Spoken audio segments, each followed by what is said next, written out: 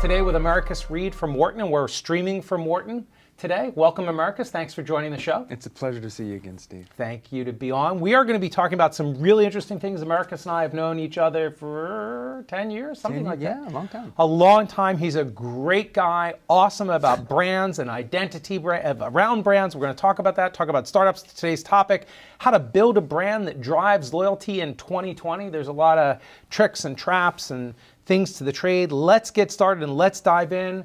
First, a quick shout out to Wharton Entrepreneurship Club. They put out a couple posts and there'll be some live people in the audience from Wharton, and we appreciate that besides the live streaming audience. But to get started, Americus, could you give us a brief intro, a little bit about your background? Sure. What have you done? What have you studied? Yeah, so I'm a professor of marketing here at the Wharton School. I've been here, this is my 20th year, actually. 20 years, wow. Yeah, very excited to be here. And I study identity. I study the extent to which products, brands, services, organizations can make a self-expressive connection with their customers and how that creates emotionality and deep gravitational pull between those customers and those brands. Got it. And you've been teaching it for 20 years. And if I remember, I was telling our daughter Lane, then I was like having a good friend on who's so cool, Americus. And and she wants to go to college and study psychology. And I said, I think if I remember correctly, your background is in not sociology and not psychology, it's a blend. It's behavioral psychology or? Technically, it's social psychology. That's actually what I told her. I did get it right. Right. Didn't get it right. And now, basically, when you think about marketing, marketing is nothing but applied psychology. So got it. Yeah. Got it, in a really interesting way. Okay, cool. So that's your background.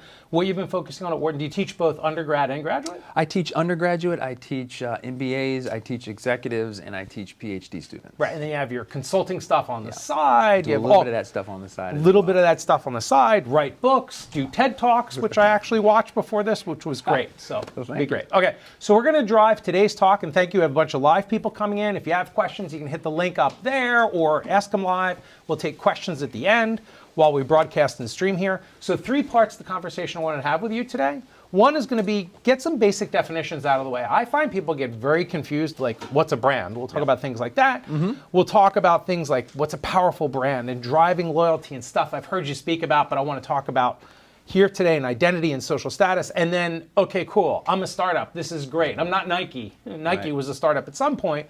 What do I do if I'm just coming out of the gate? So those are kind of the 3 areas. So let's dive in first and talk about some definitions. So what's a brand? What is it, when we talk about, you have to have a great brand, because a quick thing, I think we talked about it the other day. A few years ago, I was meeting with a friend. It was really interesting. We're talking about brands. And she said, you know where the term comes from? I said, I have no idea. It's like when you brand a cattle, you just drive your logo. I was like, oh, that's a brand. That's not what you mean by a brand, though, right? What's a brand? Well, let me start by telling you what a brand isn't. Okay. A brand is not just a tagline or a logo or a set of aesthetic colors that you put together on a website. Company name? Company name is not just a brand. Those are like outward signals. Those are markers that allow people to identify you. But that's not really what a brand is. Right. A brand is more of a meaning system. And what I mean by that is that a company or service organization is trying to communicate what it stands for and trying to really make a connection in terms of a particular type of lifestyle that a customer might be interested in adopting in terms of how they might self-express an identity. So like unpacking that why, as we call it the why, is a big part of this. Well, you just said it's like self-express an identity. What do you mean by that? Well, so we walk around with these labels that we have, right? Professor, father, musician, Apple loyalist, whatever those things are. We have these labels. And so these different labels are basically identities that we can take on as customers. And and we can choose to take on those identities and the extent to which we can affiliate with those identities and then express them to other people in the marketplace. Okay. All right. So that's a brand. More it's not just cattle, right? Yeah. It's your logo and your colors and your name is just a little piece of it. It's just there's so much more. Very much more. Now you can screw up a logo. Okay. I mean, there are like design principles and things that you need to be aware of, but I think it's a common mistake to think that branding is just kind of now I've got the words or the picture and now I've got a brand. I've got a brand. Yeah. Okay, cool. So then one other thing to just kind of get definitional. I know you like to talk a lot about powerful brands. Yeah. So what does that mean? It's a powerful brand. Like maybe you could name some brands that you think are powerful, and then what's it mean to be powerful? Sure. Well, I mean, they're classic sort of usual suspect we think about in very classic, iconic historical cases like Nike, Harley Davidson, Starbucks, Apple, you know, sort of the classic cases. But when I think about a powerful kind of iconic brand, I really think about brands that are able to transcend their utilitarian features. In other words, any brand is going to do something in terms of what it provides in terms of attributes. So that's like table stakes. But the great brands get consumers somehow to see beyond just the features and to somehow believe in a story about the brand or the narrative that really discusses and tries to articulate the meaning system that is behind that brand. All right. Yeah. Okay, so we talked about brand. We talked about powerful brand. I saw Dustin just mixed up there and threw up, you know, Disney and Jeep and Disney, like we were talking about NFL. Yeah, these brands. The Shield. The Shield. Yeah. And we had talked about, by the way, when I first met you, I said, Yes. what are the kind of brands that you focus on? Yeah. And I'll never forget, and I don't know if it's still true today, in a lot of your research and consulting and work, it's like when people are willing to tattoo a brand to Yes. their body, Yes. that's when I get involved. It's Yeah. that level of true like branding in a crazy kind Yeah, of way. I call that level of almost absurd, cult-like connection with the brand. I call it identity loyalty. All right. And the idea is that, again, going back to this notion of why, what does the brand stand for? I have essentially internalized the brand I as a would symbol say. of self-expression. Right, Yeah. right. And so now it becomes, my self-concept is somehow fused with the brand. Right. Very, very powerful. That's what I mean by powerful. Okay, and I know. Okay, all right. So that's powerful. So let's dive a little deeper. And again, we're eventually going to weave this into startups. We'll go for 40 minutes total, and then we'll open it up for questions. Is probably Victoria, and thank you for help, and Dustin, everybody's help today for setting this up, and Abby for getting us all set up today. We'll take questions at the end, and people will queue them in. We'll put them in there. But anyway, so let's drive in. So driving loyalty, brand loyalty, and then we'll weave it back to like I'm a startup. How do I do this?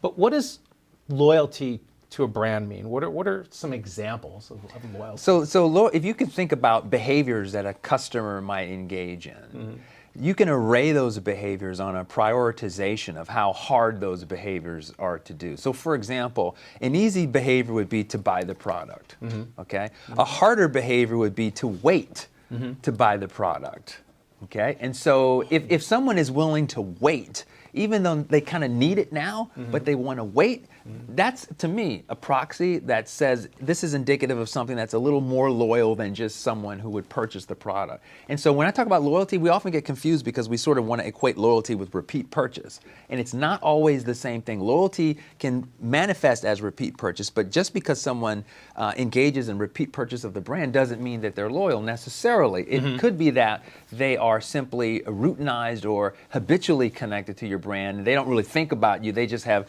made a decision like, okay, that's good enough, and I'll just keep buying that. But when they're loyal, and when you talk about things like brand identity, I know in the past we've talked about some things like when somebody will come to the defense of the brand. Yes. Could you talk about that a little bit? For I mean, sure. you've used, it's, yeah. Yeah, I mean, it's huge. I mean, the notion of identity loyalty and the idea that when someone is so vested in the brand that they've taken it on as a symbol, as a badge of honor, a symbol of self-expression. Right. What that literally means is because their self-concept is fused with the brand, if anyone out there in the marketplace is speaking badly about the brand, that's basically speaking badly about the person. And so there's an underlying psychology behind this that says, I don't want to be attacked because no human organisms want to be on the defensive. Right. So if the brand is attacked and I feel like my self-concept is somehow part of that brand, I will respond and I will defend very vehemently. In fact, I will also see the world around me in a way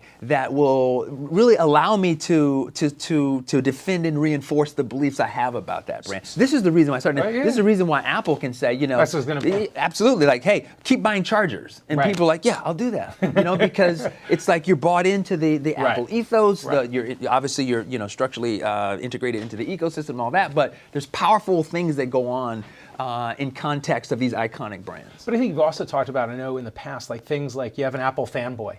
They will jump to the defense of a brand. Totally. Or if I say, I don't know if you're wearing Nikes or what shoes you're wearing, but These are actually Adidas. Adidas. Okay, so Adidas. By the way, did you Adi Dessler? I didn't. There you anyway, go. From Germany. You speak a little German. There you But go. anyway, Adidas and Nike and people like trash. I think Nike's garbage. I think and you'll have other Nike enthusiasts that will, and you're saying they fuse to that brand. Like Nike is part of me, so I have to defend that. Yeah, and a big part of identity, Steve, will also be not just who you are, but who you're not. So you're touching on something that's very interesting, which is like a kind of dynamic that's associated with an in-group and an out-group, right? So the Apple loyalists against the Android loyalists, for example. And when we analyze how they talk to each other and about each other, we see something very visceral, something that would not be indicative of a conversation about operating systems. It would you literally see something that's on the level of emotionality that would be associated with politics or religion. And now you're touching on something that, because it's integrated with who you are, that has that kind of power. It's a piece of hardware. It's a piece of hardware. Here's a cool thing, by the way. When you said like people react to it a certain way, do you know part of that reaction is engineered? So here's a quick complete side note. You have an iPhone. No, you have an Android. Dude. Okay, you almost insulted. We might have to throw hands now. I knew that. So how many, hey, just for the live audience at Wharton, how many of you have an iPhone? Okay, 90%. I have an iPhone. If you message me, what color is the message, iMessage iPhone to iPhone? Blue. Wow. Correct. If you message him, he's got Android, what color does it come up? Green is correct. Wow. Which is the more soothing color? Blue. It was engineered on purpose. So iPhone to iPhone comes up blue, and they picked it because they thought green tends to have more aggression and it aggravates people. So I don't know. Well, for you iPhone lovers, I'm not green with envy. Yeah. Okay. Very good. Very good. But anyway, so they breed it. And actually, it was engineered in. Like why? But see, you're making a very important point here, Steve, which is to say that branding is not happenstance. Branding and communication of values and creating the community to connect these like-minded individuals, it's a strategy. And so if you're incorporating these kinds of things into what you're doing, then you're trying to get on that road to be able to create a much deeper kind of connection. Got it. Okay, cool. So let's a little bit more on brand identity, loyalty. You know, how do people become loyal to a brand? How does let's think of some really big brands. Well, actually, let's take a brand that's right in front of us. There's a few brands right in front of us, really personal, right? Yes. Let's talk about Wharton. The Whartons. Wait a minute. The Wharton. See, I just got a little bit excited. Yeah. Wharton. Let's compare that. There's other brands. There's Stanford. There's other ones? Yeah, I know. It's hard to believe. There is. Talk about brand loyalty. Yes. You look at what we do. Dream Adventures. There's a big competitor to us. Y Combinator. YC. You look at those different brands, and how does a Wharton, how does a Stanford, DreamIt, YC, how do they build that identity loyalty? What do you do? Is it engineered? Is it on purpose? It's on purpose, and it is engineered. It starts with a deep understanding of the psychological needs of that target that you're trying to create a connection with. And like the way I love to talk about it is like what you're trying to do.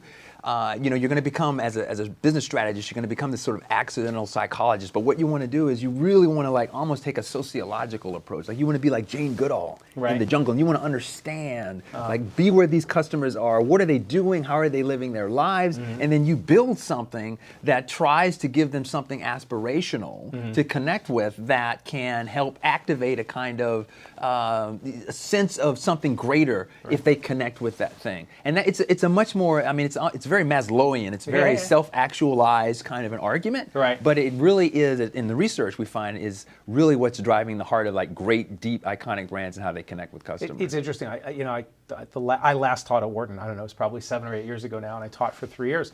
And I'd meet particularly Wharton MBA students, and I'd say, they looked at getting into Wharton and coming to Wharton as a branding event. And that's literally the words they use. This is a branding event for me. It's on my LinkedIn and my resume for the rest of my life. And it helps me build brand. And absolutely. And what's interesting, what does the brand say? So if someone goes out there and they adorn themselves with the Wharton brand, then someone who's looking at that individual knows that they've been well trained. There's a certain kind of rigor and scholarship and depth of thinking and thought, leadership that goes with that brand. That's associated. That's associated with it. So it's very powerful, and that's what we're sort of selling in the sense of when we invite colleagues to become members of the Wharton School, we're trying to add to that 97,000 plus network of like-minded individuals who have a certain approach to how they do business and how they do strategy and marketing and all that stuff. And finance, of course, because we are kind of known for. Yes. I have to say it like that, finance. And finance, the Wharton School of Finance, which doesn't exist, by the way. Is it really? It does not. It's just the Wharton School. Got it. Yeah. Got it. At the University of Pennsylvania. That's correct. But anyway, okay. Let's move on. There was something I watched the other day, your TED Talk, which was awesome. If you haven't watched his TED Talk, you should definitely see it. It is really, really good. It's about 14 minutes, and it's tons of fun. Extremely well done. But you, in that TED Talk, brought up a really great example of brand loyalty. I don't know if it's brand identity, brand loyalty, and again, we're going to weave this into startups. I just want to use some examples. And you talked about Walgreens versus Tylenol. I did. Right? Yeah, it's a classic example. Can you just take us through the thinking on that and how that plays into some of the things we've already talked about? Because it kind of brings it alive. Sure. It's a fantastic example of what is a brand. Like, what does a brand add above and beyond just the physical kind of utilitarian attributes? And so I always give this as an example because I ask people, especially people who have kids, you ask them, let me take you back to the first child. The first child is sick and very young. And because by the time you get to the third child, you don't care. Right. The first child. The first child, you have this new thing called parent identity. Right. And so you're trying to navigate this thing. Like, what does it mean to be a dad? What does it mean to be a mom? What does it mean to try to keep this little thing alive? Right. Okay. Right. And so, I take them through the example. You imagine you're going to the store and you're faced with trying to get something to help that child feel better because they're very sick. In your TED Talk, it's 1 in the morning. Right? 1 in the morning, yeah. And so you're please go and please do something because we need to sleep. Right. You go down to the pharmacy and you're faced with the choice of either kind of the generic brand of sort of acetaminophen or the trusted, quote, Tylenol brand. Right. And so now the question becomes trusted. With big air quotes? Air quotes, because it's building into part of why the Tylenol brand costs so much more than the generic kind of Walgreens brand. And the reason I bring that up is because it's just fascinating because they're identical products. And so this is one of the cases by law. Right. Active ingredients are identical. I checked last night, they're both 160 milligrams of acetaminophen. Exactly. Right. So what's interesting about that is that, and I say this in the TED Talk, is that this will drive economists crazy because it's completely irrational to pay more money for the exact same thing. Right. And people know it's the exact same thing. So it's not like there's confusion in the marketplace. They know this. Right. But they're choosing something from a higher price, a product that shouldn't exist if consumers are rational, but it does because parents need to know that, hey, I trust this, and even though it's the same, I need to reinforce my sense of being a parent, having that identity, especially for the first child. Right. And so there's above and beyond utility and value in that process of understanding what that trust means as a parent. So when you go to the you will as a company you can get people to pay more for that. Right. That's the point. Wow. Yeah. So you go to reach and do you go left? Do you go right? Yeah. That's right. That's and right. it's interesting because it's what you talked about, just the behavior. I don't know if you know Dan Ariely and behavioral economics and all that. It just kind of probably plays in all over again. It's huge. We're not rational. That's right. the Exactly. point. It's predictably and branding rational. is not That's rational. What I was maybe thinking. And branding is not rational. Right. Right. There's no reason why you should be willing to wait overnight. Right. Outside of an Apple store. Right. You can wait and get the thing later on. Why do you want to wait, in the cold, in a long line? Well, it's because there's a connection there, there's a community there, that there's a social thing that's going on there between the people who love getting these blue messages from each other. And so that's all part of the experience, which is all part of the brand. Got it. Interesting. Okay, so you also talked about, I want to go in, so we talked about that brand. So what are and we'll drive this specifically into startups in a couple minutes, but what are top deliberate company actions, right, that need to take place to build a powerful brand? And by the way, let's talk about some other brands that some of the people in the audience here and online may have experience with. We have somebody that just flew in internationally. I don't know what carrier you flew on, but let's. American Airlines is a brand. Well, Delta is a brand. They're trying to be a brand. Yeah, United. Southwest is a brand. When you talk about those brands, it might be a little bit harder, right? Because everybody hates their airline. But anyway, what is a brand? What are the deliberate company actions that need to take place to build a powerful brand? Maybe we can use airline brands, or we're not talking about specific brands. Airline branding is a little bit more complicated because it's super interesting because it's a commodity. Right. And a bunch of what drives airline decision making is just price and schedule. So it's hard to brand in that space. But I would. You're the expert, not me. But I'd push back and say people like Southwest. Yes.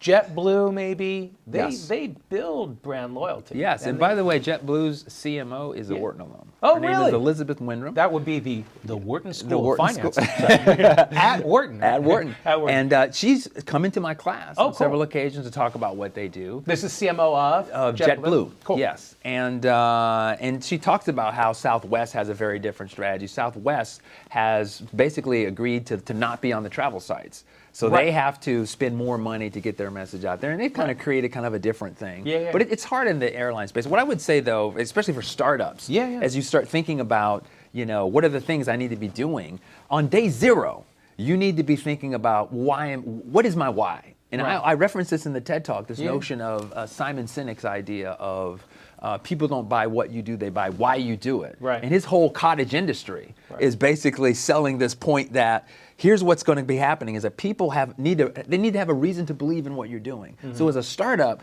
as you're developing, and it's hard because you're sort of building the plane as you're flying it, and I understand that, but you have to create the discipline to put brand in the same prioritized position as you would acquiring customers. They have to be almost equal plane. So you have to kind of start with, what is my why? What is my story? What is my reason to believe? What am I trying to really make a deeper connection? Because people are going to buy your luggage if you're away.com. Right. They're going to buy the luggage, but they are really, there's deeper needs that go on for someone who's like really into travel. So if I can sociologically unpack the traveler identity, and maybe I can create a narrative that really taps into that. And so putting that first and foremost, and not seeing yourself necessarily as a luggage company, but seeing yourself as we deliver experiences for the extremely interested travel goer. So we want to understand that lifestyle is a very different way to imagine your business if you're a startup, for example. It's interesting when you talk about that experience. It's like for DreamIt Ventures as a brand, we spend a lot of time thinking about that. But part of what we also think about is, does our audience care? Like what we think is the important experience for them as a startup, and what they need to do, get in front of customers and capital and the thing.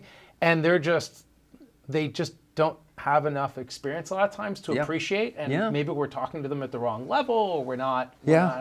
Anyway. I mean, there's a short time frame. Listen, I get it, and I'm very sensitive to the startup world because you are constrained by limited time and money. And so the same kind of brand building exercise that Nike does, where they're willing to say we can lose money on just kind of create, Nike? The swoosh, right? Exactly. We're willing, that's a logo. Well, they experiment a lot. They're willing to say we're gonna engage in brand elevation exercises where we don't really have a KPI. We're doing it because we want to get our brand and keep our brand sort of in the forefront of consumers' minds. That's something that you can do when you have tons of cash. But if you're a startup, you're constrained by, okay, how much effort am I going to put into like just getting more people on my website, acquiring new customers versus this brand exercise, which is kind of fluffy in some senses, but is a very, very important thing you should be doing. Let's try. There's some stuff I want to come back to, but since we're talking about startups, let's dive into that a little bit more. So, like, what else can I do? So, we have a whole bunch of people from the Wharton School of Finance in front of us, and when they're thinking, let's say a bunch of them are startups. Great. So what should I do, right? So a lot of people that we talk to, DreamIt, the companies are a little bit later stage. They've got some product, they've got some early revenue. But I talk to startups all the time. They're just coming out of the gate and they're using all, I'm a lean startup and I'm MVP, minimum viable product, and fake it till you make it and move fast and break things. They're moving so fast and iterating and experimenting. What do I do about my brand from those really early days, except, the why? What specifically can I do? What should I do? Well, it's hopefully cheap. No. Well, it's cheap. Well, here's the thing. Like people have this. Not cheap. Yeah, people have this perception that I don't have enough time and money to go out and do the work, the market research. That's false.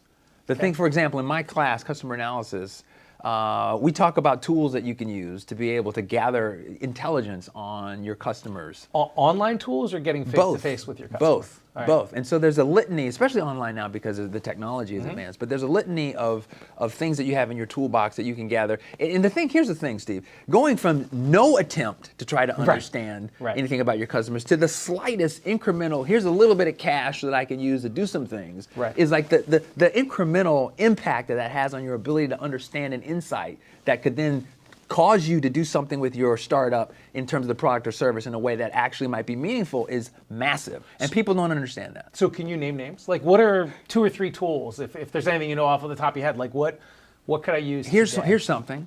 Talk to your customers. No, seriously. I've seen many startups.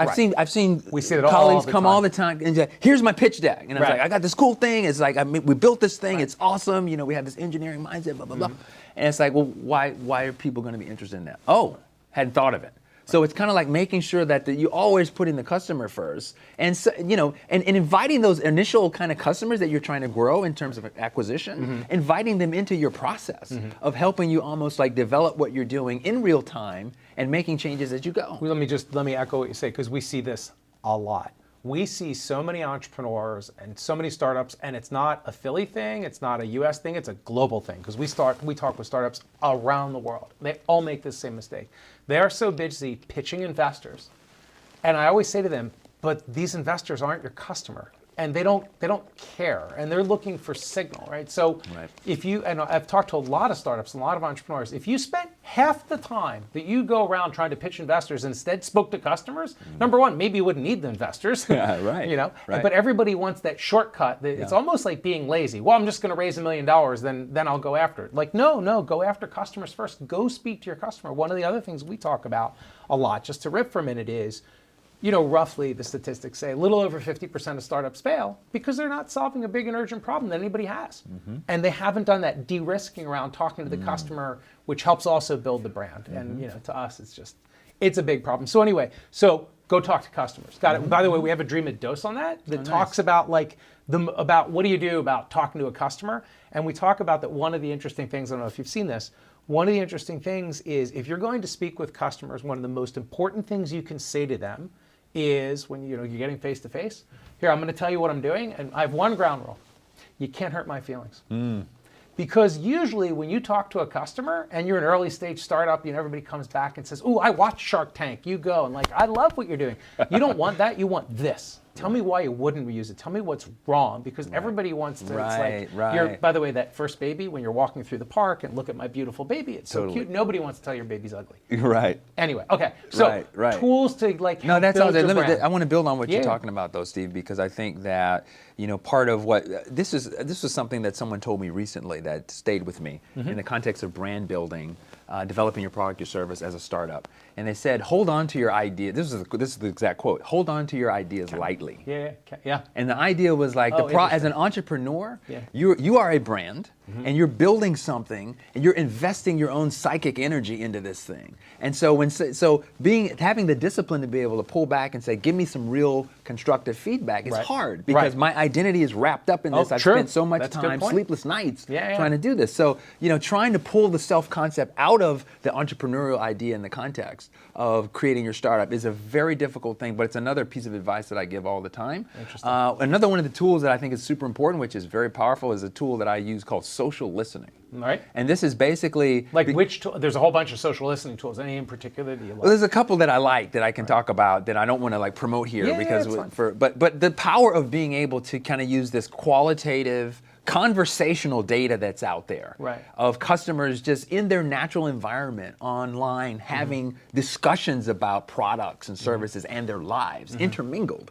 And your ability to go out there and analyze that kind of information in large amounts to be able to pull out themes that would correspond to psychological needs where there actually might be a big sort of gap in terms of a problem you could solve. I'm finding that that's like a very powerful kind of way to gather intelligence very quickly, and that is not necessarily going to break the bank. Got it. Okay, so a couple other things. Let me jump back, and then we'll jump back into startups for a minute. Oh, and I wanted to ask a question to people, by the way. If you want to leave an interesting comment, and if you were watching when we were talking about the Tylenol example versus the Walgreens, I'd love people to comment. How many people would reach for the Tylenol at 1 in the morning when you got a 102-degree temperature kid? I can't do the centigrade on that. But you got a 102-degree kid at home. How many people reach for the Tylenol, and who reaches for the Walgreens? Yeah. But here's some interesting point to build on what you're talking about, Steve. Put it in the comment. Which would you do?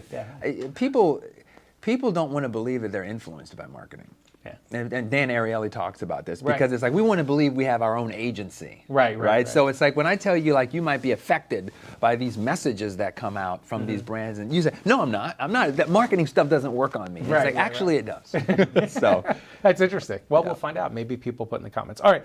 So let's see. The other thing I want to talk to you about, what do you mean by using or being part of the brand? It becomes part of their social status. We've talked about that a little bit. Like, how does a brand and a startup or an older company, how do they do that? How do you engineer that you become part of somebody's social status, that you stand outside in the freezing cold, outside the Apple store, or you're at Tesla and you're writing a line Elon Musk a $2,000 check to Isn't that hold your crazy? place in line. That's pretty amazing. It right? is pretty amazing. See, it's I've interesting. done it once. Oh, really? Anyway, awesome product. Okay, nice. I'm not affected by marketing, but wow, is that a great Interesting. product? Yeah, he's University of Penn, by the way. Elon Musk. There you go. Yeah. Did he go to the Wharton School? I of don't Finance? think he went to No. the Wharton School, Anyway. but he is from University of Pennsylvania. You know, he's one of the interesting examples because it's One like smart dude. one super smart, and he's like light years ahead. He's playing chess. Yeah. Everybody else is playing tic-tac-toe. Yeah. But it's interesting, right? Because it's like people. I mean, he built the whole Tesla thing. Never did a commercial. Correct. All on word of mouth. Yeah. And a lot of what people are interested in is his vision. Right. Right? So it's not so much, hey, I'm buying this electric car. It's like I'm buying a little piece of this Correct. aspirational vision of Elon Musk, of this visionary. Of a promise. Of a Right. promise, Yeah. right? That's what brand is. Yeah, yeah. Right? And so, you know, it's a very powerful kind of connection that you can try to think about as you're an entrepreneur, trying to develop your own brand and trying to develop a reason to bring consumers into your vision. The other thing that's very powerful about this, Steve, is that when you're able to do that, it insulates you. Because the choice is no longer about, do you have the best electric car? Right. That's not the choice. Right. Do you have the best technical feature on this electric? No, the choice is really about, I believe in the vision. Right. And so other companies can try to copy what you're doing, right? But it's really about, like going back to your earlier point about the question, you're trying to build that community of like-minded individuals who really have that identity to try to connect with that vision. And so that, you know, I think about, for example, one of the examples I talk about in the class all the time is Peloton. So Peloton is an interesting example. It is. By the way, I go to Lifetime Fitness in the morning, most mornings, and I did the spin bike yesterday. I was like, God, I really hate this. Go back to HIIT classes. I know it's it's not my thing. Anyway, but I have Peloton. Well, Peloton is a great brand. By the way, you know how many VCs said to them, no, it'll never work, never work, never work. How many? A lot. I don't know the number, but everybody's like, this is going to fail. No one's going to be interested. It's not going to work. Like, no, we're going to build something big here. Here's the interesting point that I think you're touching on, Steve, is that Peloton didn't invent the stationary bike. No, not at all. Peloton didn't invent the internet. Right. Okay, that was Al Gore. Right, yeah. Very good. You know, and Peloton didn't invent the fitness-minded people, but they brought in tech. They brought it all together. Said there's a community of people that sociologically understood. There's a community of people who are super tied to their instructors. They love their instructors. They love the pain. They love all that stuff. Let's bring this together in this community virtually and create a value proposition that really can potentially be about this identity. Right. And so if they're able to do this, I mean, they've had some challenges, but if they're able to do this, then they create a kind of insulation. So there's another competing product called Echelon, which is a similar product. And their whole thing that they're trying to compete with on Peloton is basically, we're the same, but our bike is $1,000 cheaper. Right. And so the point, this will be an interesting sort of pressure test because we'll see if the Peloton community and new acquiring customers are really bought into the vision, the mission, the brand, as opposed to as strongly as opposed to, well, I just want a bike and I just can get on a community with other people and, you know, the cheaper option. Because Echelon isn't even trying. Echelon, Peloton, they're not even trying. They're just, I'm just going to copy you and I'm going to do it for cheaper. And my point is that brand, if you do it right, can insulate you from those kinds of competitive attacks. And it's interesting, by the way, Echelon Peloton, is that like Walgreens and Tylenol, right? It's just cheaper. Or if I go into Costco and I look at, there's a Dyson vacuum or the Shark, and the Shark just constantly, or Ninja copies this, and you know, it's totally. And it's the brand promise. But here's the thing: it's like the brand allows you, because if your thing is all about, this goes back to startups. If you're concentrating on features, I've got this stuff, the stuff, I've got the things that it can do. If that's what you're sort of, if that's about your promise, then what's going to happen is anybody can come in and just basically bring a better mousetrap to the marketplace. Then it's a race to the bottom. And so in some senses, like, you got to give something above and beyond that. That's where the role of brand comes in. Got it. Okay, so then a little bit more on social status. Like I even think of it, you know, how do you engineer or using it as being part of the brand and a customer social status. Like other examples of brands that I think about. We talked about Wharton and Stanford.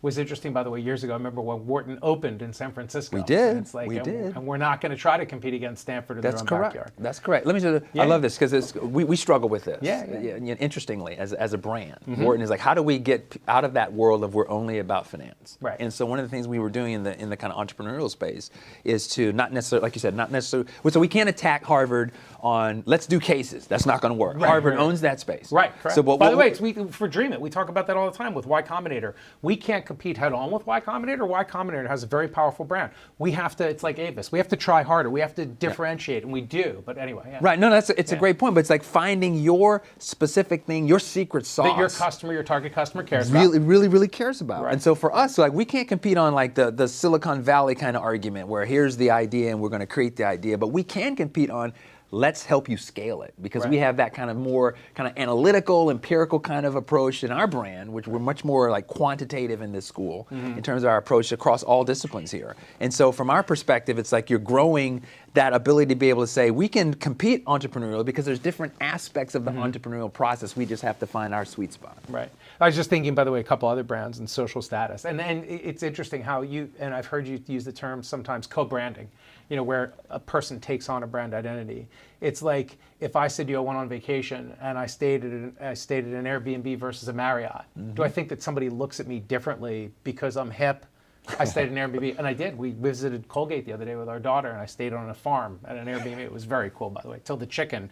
I was having a cup of coffee, and the chicken's pecking at my foot. But anyway, or do I get in an Uber or a yellow cab in New York City? Right? Does that my social status, am I adopting? It's interesting just to think about those brands and how you adopt social status. Totally. I mean, the Airbnb case is a very example.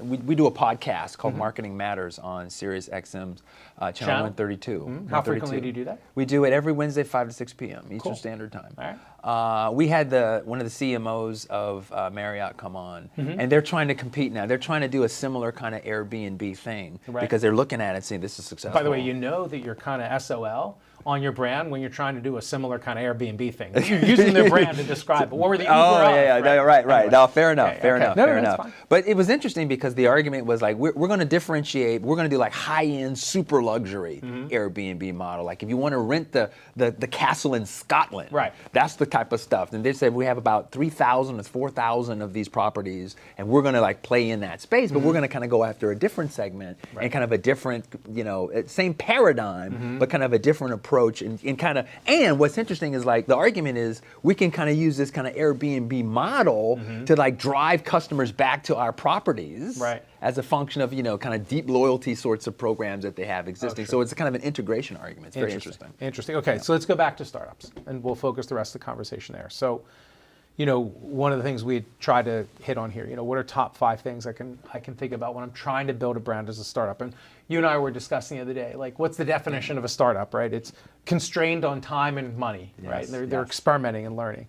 So what are some pragmatic things that I could do from the beginning? Totally. Easy, actionable, drive some results. You hit some, go talk to customers. Go talk to customers. That's almost like learning what should you be doing. What's the problem? that's table stakes. Yeah, it's table stakes. It's the social listening. You talk, so how do I? What's your positioning statement? I'm Warby Parker, and I'm spinning out of Wharton. Right, Sure. it was a Wharton. I remember meeting them very early on. Yeah. Right, like, what do I start doing from the beginning to start thinking about or building my brand and you have to start with a positioning statement. Okay. And it's a very you can go online and look at this. A template, basically a tool that allows you. You fill it in basically. Who's my target? Who's customer? my target? What do I do? Right. But not What just makes what do me I unique? do. What Right. makes me unique? Yep. And why am I different? Right. And like you build that out, and then you integrate that into the story of your why. Right. You connect it back to your why. And here's the other thing. You always go back to that. The problem with marketing often is like you drop it. You see it as an exercise in and of itself. The point of marketing and branding is to create this positioning, this psychological differentiation, and then to go back to it over and over again every single day when you're making decisions about your startup. Right. Because that's how you're creating a kind of consistency around reinforcing that mission or that narrative that you're trying to put out there and articulate to those key customers that you're trying to emotionally connect with. I'm going to fast forward off of startups for a minute. I'm just thinking big companies. When you say you're constantly re-articulating what your promise and your value is, and I just think of phone companies and cable companies, right? And this is the complete inverse. You call in, right? And what's the thing that always happens when you call into a call center? You're like, oh God, my Comcast isn't working. Here comes 40 minutes wasted in my life, right? So you call in and they say, I'm sorry, we're experiencing unusually high call volumes, right? Wait, they're always experiencing, and you sit there on hold for 45 minutes. Right. I'm just thinking like, how is that your brand promise? Right. There's so many companies that get so big and they just fall down so hard on their brand promise because of things like customer service. And just to riff on that for a minute, if you look at, what's the socks company? It's not Bombas. Bombas. You look at Bombas, you look at Zappos, they take customer service and they invert it. There's somebody that used to work at DreamIt, this great guy, Jack, who was at Bombas for a while. And he's like, Bombas takes the marketing. To get into marketing at Bombas, you start in customer service because they use that as part of their brand and their marketing as their customer service. It's a way of differentiation. Oh, totally. Yeah. I mean, there's a misappreciation, if that's a word, in the power of creating customer delight, especially in the context of like the cost of acquiring a new customer versus keeping the ones you've got. Right. So, I mean, I think that's very, very important. It's something to think about. When you look at great brands, they're really good at.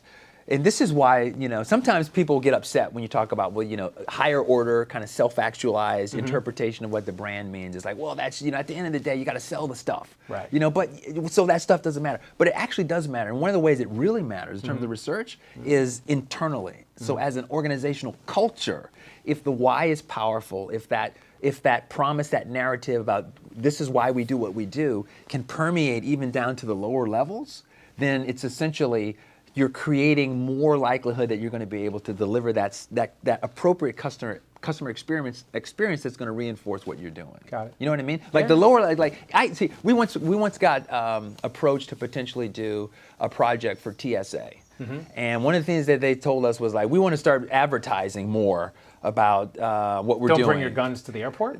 Just leave your water bottle behind. Like we're going to create some pretty collateral, like in the airports, kind of touting the brand. And it was like, at the end of the day, if the frontline people aren't, if that's where you start, if the frontline people, they are the brand. So you can say TSA is awesome, it's this and that and the third, but if people go to show up and that experience is not there, you don't get it. So that's why the why matters. If you get, our argument was like, go to this human talent and create a brand, create cachet around, listen, you're not just like, getting people to like open their bag. You're like protecting you're doing something greater.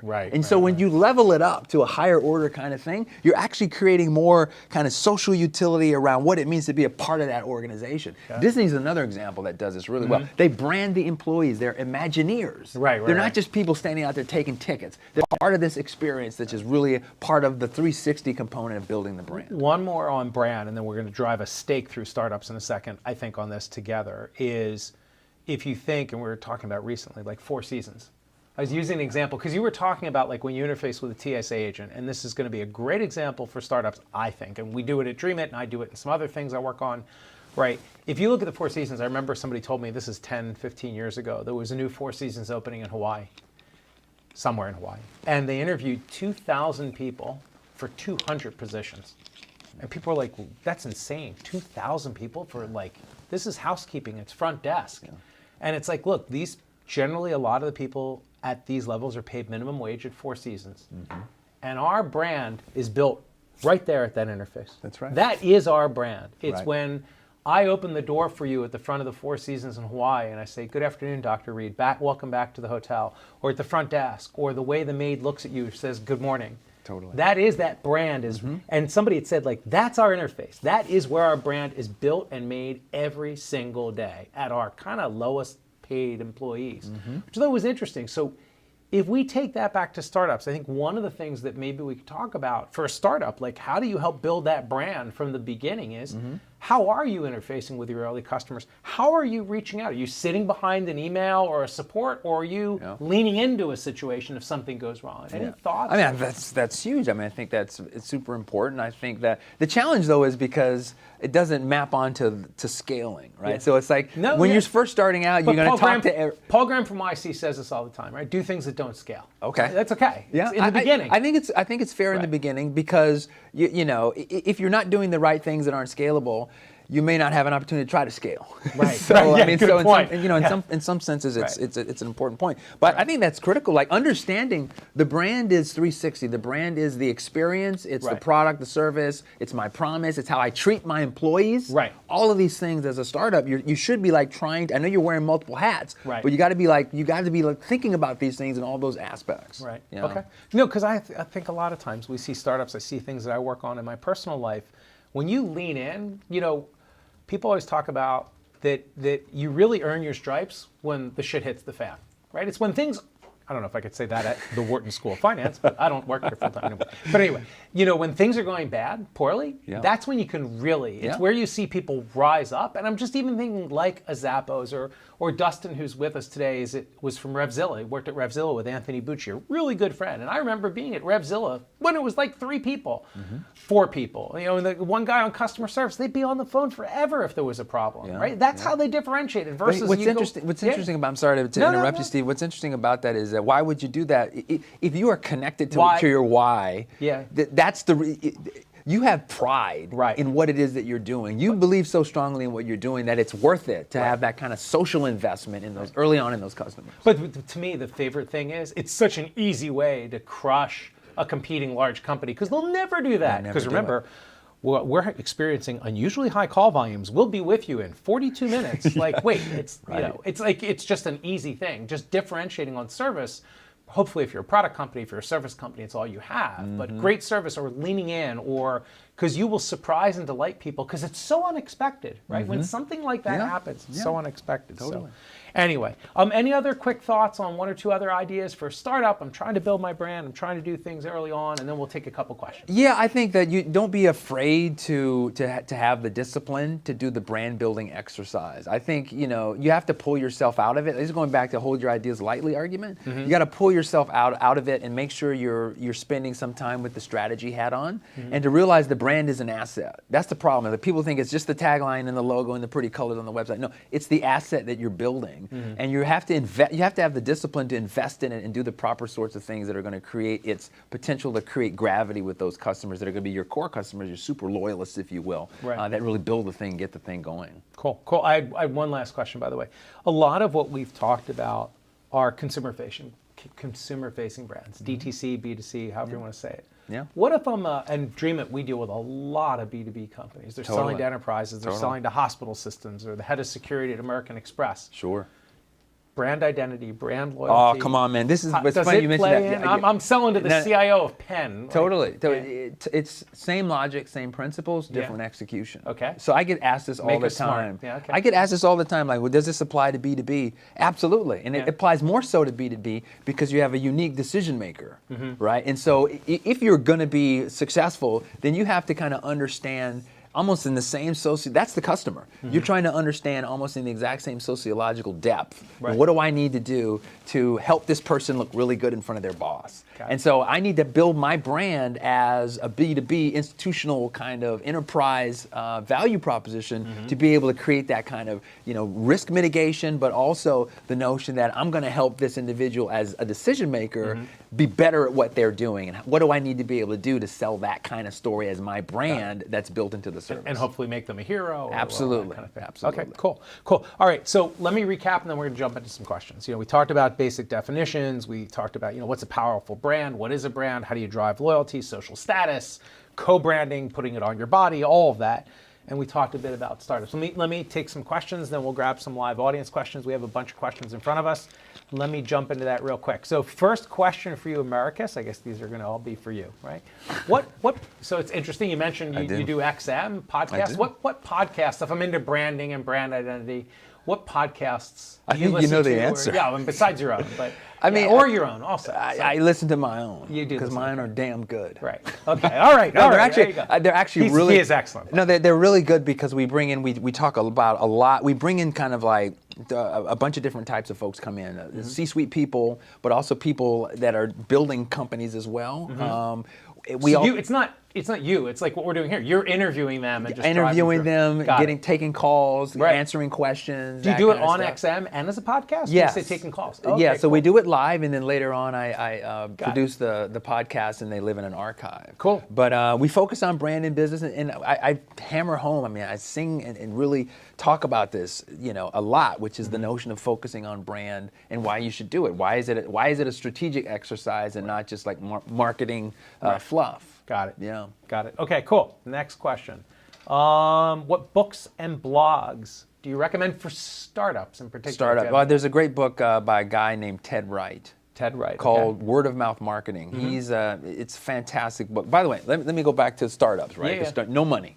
No money. So what are you going to do as a startup? Well, one of the things that you're going to do when you create your why and articulate your why is to try to get people talking about what you're doing. It turns out that so much of what drives market behavior is just, I know Steve is the movie guy.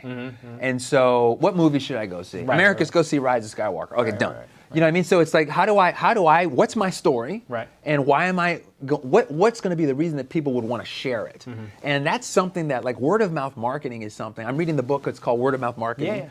It's Wright's book? Ted Wright's book. And it's the Bible of understanding from start to finish how to find your story and how to seed it into the marketplace. Not buying influencers. That's the word influencers is kind of this cliche now, right? But no, getting key opinion leaders, getting organic advocates who love what they do to want to sort of have a connection with you in terms of integrating what you're doing into what they're doing. So again, it's that brand identity. It's brand identity. It becomes part of them. And what's beautiful about it, Ted talks about this in the book, is why it's cost effective for startups. Wait, it's not a TED Talk. No, Ted talks about it. Ted Wright talks about this in the book from FizCorp. Right. But what he says is, you tell your story appropriately. You find where those key opinion leaders in that space co-locate, and you come there not to interrupt them, but to be there to potentially share your story. They find you, actually. And so it's like this really interesting kind of cost-effective way to do marketing early on, especially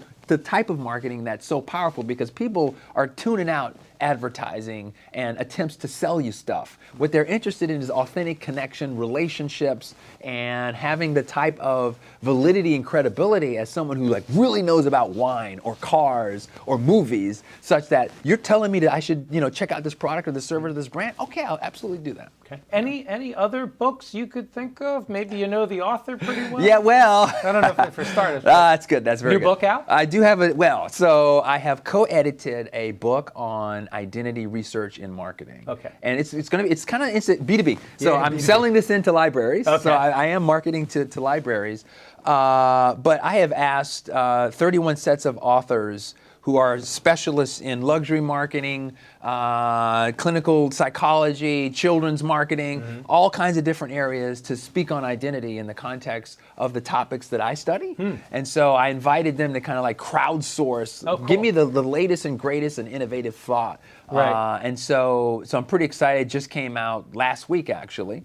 So that's the book that I recommend. Okay, there you go. All right, cool. Next question. We kind of talked about this already, maybe answered it. It says, in a startup culture that values fake it till you make it, can you do the same thing with your brand? Can you fake your brand till you make it? Can't. Okay. I'm going to be very strong on this. Yeah, right. This may be anti-Gary Vee. Yeah. I don't know. But Shout out to Gary Vee. Shout out to Gary Vee, man. He's a great brand. He's quite a hustler. He's a great brand. Yeah, he is. And I don't think you can fake it. I think this is an exercise in authenticity. Right. And so if you really believe this, if you really buy into the narrative, if you really buy into what you're doing, then it's not a faking exercise. It's like your brand as an entrepreneur is more or less an extension of you. So it's not like getting up and strategically doing anything necessarily as much as it is just being yourself. So in some senses, there is no fake it till you make it. Right. There is this let's do it till you can be successful. Got it. Yeah. Got it. Okay, I'm going to skip. There's a question, but it was already kind of answered. I'm going to skip ahead and go to, can you iterate and pivot on your brand like you do your product and your positioning? That's interesting. Yeah. Like maybe I start as Airbnb, or I start as Uber, or I start as something, but I pivot on. Can I pivot? Can I refine my brand over time? I got good news and bad news. The good news is you can pivot. The bad news is it takes a long time. Got it. And the reason that is because a brand is not something that changes. If you are, for example, BlackBerry, and you're seen as, it's a great example. You're seen as, you are the brand of professional business people, that this mobile device, and you try to now suddenly become something else. Like, no, I'm the brand of, I'm a different thing. It's you can't, that's the power. It's a double-edged sword. Right. So a strong, iconic brand cannot be undone very quickly. Got it. Yeah. Got it. Yeah. Okay, cool. Next question from Ben Nepler. Thank you, Ben, for asking it on LinkedIn. Do you think, okay, this is a little long. This will be interesting, though. Do you think the Peloton TV commercial from December, I'm sure you know what that was. Yes. December, and the associated negative PR will ultimately hurt the Peloton brand, or is it a case of any publicity is That's good a great publicity? Question. It's interesting. I get asked that a lot. I am of the mindset that it's a false dichotomy. It's like the choice isn't between bad publicity or nothing. The choice is between bad publicity and good publicity. So, given that, so in that context, but what I would say is that here's another point that Ben is raising that I think is interesting in all this, and that's the idea that the brand, if you do it right, the brand allows you forgiveness. Now what that means is like when you come under crisis, if you've done this right and you've put in the social goodwill to build the narrative and the why, customers will say, you know what, you screwed that up, but it's okay. So in some senses, branding is like an exercise in making those deposits that will allow you to be able to withdraw later on when things go wrong. It's interesting. I wonder also if that's part of, like, when you talk about brand identity, that people come to the defense of the brand. Peloton has a cult-like following, right? Huge, so huge. they're like, yeah, okay, everybody makes mistakes, and they come to the defense of the brand. For why? Because they identify with it socially, if I'm picking up on the way you say that correctly. Totally. Okay, cool. Let's keep going. Next question is from Charles. He asks, what are some of the social platforms or content mediums you see brands using effectively? Example, more brands doing podcasts or video content? Or This is a great question from Charles, because I think that as marketers, we're always trying to figure out what's the ROI of doing it, and especially startups, right? Startups is like, this is the critical question. I can allocate $1 here, over there. I don't have tons of these dollars, so where do I put them? By the way, it's paid versus organic. Do I do paid? Totally, exactly. And so what I think is interesting here is that we don't know what the ROI is on these things. And sometimes it's like, well, I got to be on Instagram because everybody's on Instagram. So there's some kind of social cachet to signaling to your customers that, hey, especially if you're trying to talk to a younger customer, hey, I'm there, et cetera, et cetera. But I think are you on TikTok? I'm not on TikTok. Okay, all right. I just got on Instagram. Okay, all right. I did Professor Americus. Okay. Professor Americus. That's wow. correct. Go Very a little bit of cachet there. Very cool. Anyway, I'm sorry, distracted. But I'm struggling right now because it's like I cannot do LinkedIn, Twitter, Instagram, now and all these things, Facebook. I got 4 things I'm working on now. Now it's turning into a job. Right. So I think what I would do is I would say, what is the platform that best fits that brand, that specific brand, or that narrative, that why, and their audience, and lean in on that. Now you can have other things going on. You can be peripherally playing in these other places, but I would focus on like putting that money or those efforts into the more synchronized platforms that really where your customers are. And it's interesting if you think about that. You mentioned Gary Vee earlier. If you look, a lot of times he's always trying to. We do it at DreamIt, right? We love to do content marketing, right? We do these kind of DreamIt Live, DreamIt Dose. They're anyway, when we get it out there, that one of the things you look at is like, what, just because everybody is zigging doesn't mean you need to do that. Like everybody's zigging, so you zag. Right? A lot of people do podcasts. We like to do video. It's harder. It's much harder, but we think it's more interesting. And like Gary Vee talks a lot about like what's the next social platform, what's the angle, what do you do? So, He has some he's building his brand. He's quite opinionated and quite controversial. I'm not a proponent of hustle porn. I feel like the startup. I think you have to have it's building your brand as an entrepreneur. It's like you got to have the balance. You got to have all those things. You got to really take your time in terms of what you're doing. Okay, one last question. If people in the audience here have some questions, you can either put it on and hit that bit.ly link, or we can just take it live.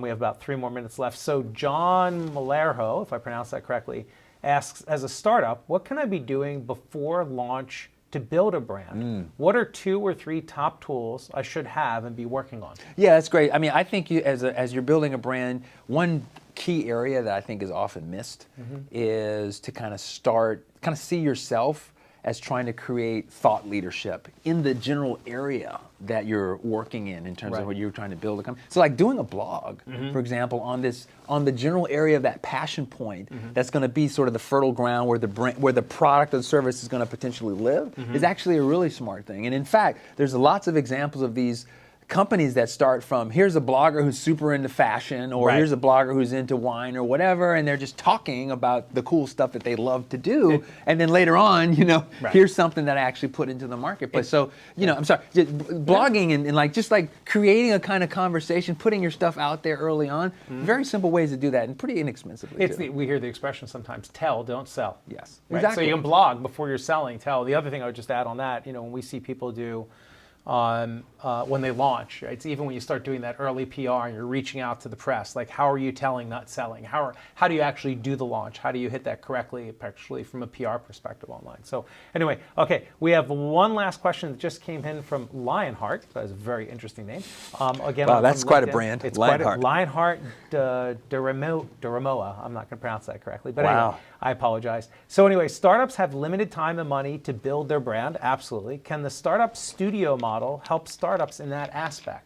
Do you know startup studios, when you spin up a company, there's different versions of startup studios, but if you know of that, do you think that startup studios can help? Absolutely. I mean, anything that's anything that's a concentration of resources that's going to allow you to have like take your focus and put your energies into a specific kind of narrow thing is going to be very useful. But and again, that's a way to like force structure and discipline on yourself so that you don't let the brand building exercise fall by the wayside. Cool, cool. Is there I know a couple of people left. Anybody that's in front of us live at Wharton? Anybody have a question you want to ask real quick?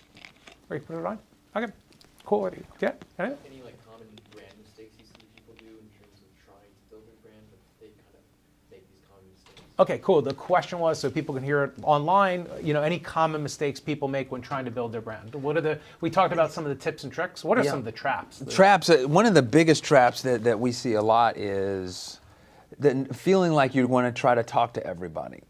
There's a kind of discipline about branding that's saying, I know who I am going to try to reach out to, and I have to live with it. It's hard because it's like basically saying it's this inference in your mind that I'm going to let some of these customers go. Right. And that's hard to do, especially for startups and entrepreneurs. Right. But there's a kind of discipline that says once you have that defined segment that you're trying to create that identity loyalty with, you stick with it. Right. Like Nike did, Colin Kaepernick, right? They understood that. They put this, they said, we're going to connect with this guy.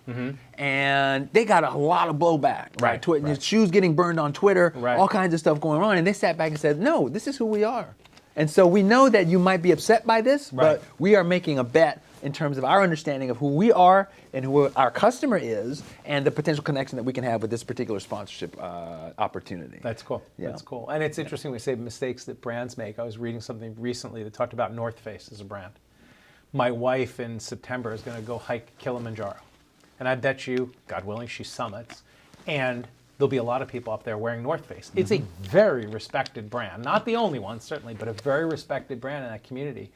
But it's now a mainstream brand. And trying to manage that brand image, and I think part of that is just loyalty and identity. I mean, I think people just buy because they like North Face. But it's interesting where their target really is that climber. That's where they've grown up. That's the brand. But they're very mainstream. You know, how many kids walking around or students at Wharton wearing a North Face backpack or a jacket or whatever. It's a question that every startup will face. Like, I'm going to have this core set of users. I want to scale. So as I develop my thing to talk to more people, what are those core users going to feel about the larger audience? Because part of it is like, I feel special because I use product X or Y. And so that's a challenge that you'll have to figure out. Will there be some kind of aspirational thing where it's like, yes, the professional or guru climbers still love us, but here's interesting. So it's like, and we have to wrap up in like 2 minutes. That's good. So it's like, so the core base could be upset and say, well, we're really into this. These people that are like doing it kind of for fun. Or you could say, let's invite the gurus in to bring the people who are not so much into it along. It's kind of like the Jedi model. You use the gurus to kind of bring in the Padawan learners, and you build like this. You can keep the community growing because you're still kind of celebrating the core user. Right. Cool. All right, let me hit some end things real quick, and then we can stay if people have questions left. But we've gone on over a little bit. So first, thanks to the Wharton Entrepreneurship Club for hosting us and getting us the space today. Thank you, America, for coming. A couple quick things. If you're interested and you're doing a startup at DreamIt, we focus on 3 areas: health tech, secure tech, and urban tech. Please check out. You can apply. We just recently extended our application deadline for the spring cohort. We've done hundreds of companies. We're always looking for great startups. So please check that out. Check out our DreamIt Dose content. You said you actually watched one. It's really we do a good bunch stuff. of that. So DreamIt Dose, you can find it on YouTube. They are short, generally 5-6 minutes long, on really intense on pragmatics, the mistakes we see startups make all the time. We released one last week. It was called basically "Don't Bullshit a Bullshitter." It was like so many times we see startups meet with entrepreneurs or meet with investors, and they lay it on thick. And people like me, we look at thousands of startups a year, and we're very easy anyway. So DreamIt Dose, check that out. Check out more DreamIt Lives. Thank you for joining. If you want to see upcoming episodes or past ones, go to dreamit.com/live. We have coming up next week, we have Michael Tannenbaum. I don't know if you know the company. Brex is this fintech, really hot fintech company. Yeah, Michael, I Brex think, is is 26 years old. He used to run SoFi, if you know of that brand and company. Nice. He's raised about $3 billion, and he's 26 years old between the two companies. He needs to work harder. He needs to work harder, exactly. I don't know if he went to Wharton, but we should look. But anyway, so he's coming up February 5th. We have Camper Creek. Jeffrey Berman's going to come up. We have a couple other guests that we're just booking for February, so please check us out. You can see us at different events we're going to. We'll be at RSA in late February out on the West Coast for security. We have another health tech event coming up where we'll be seeing health tech pitches, so check us out there. You can check us on events. That's it. Really appreciate your time today. Thank you. It was great as always. Thanks a lot, man. Terrific. Really appreciate you. Thank you. Thanks for watching DreamIt Live today with Americus Reed. Stay on top of the latest in identity, marketing, branding, and pop culture by following Americus Reed on social media or learn more at americusreed.com.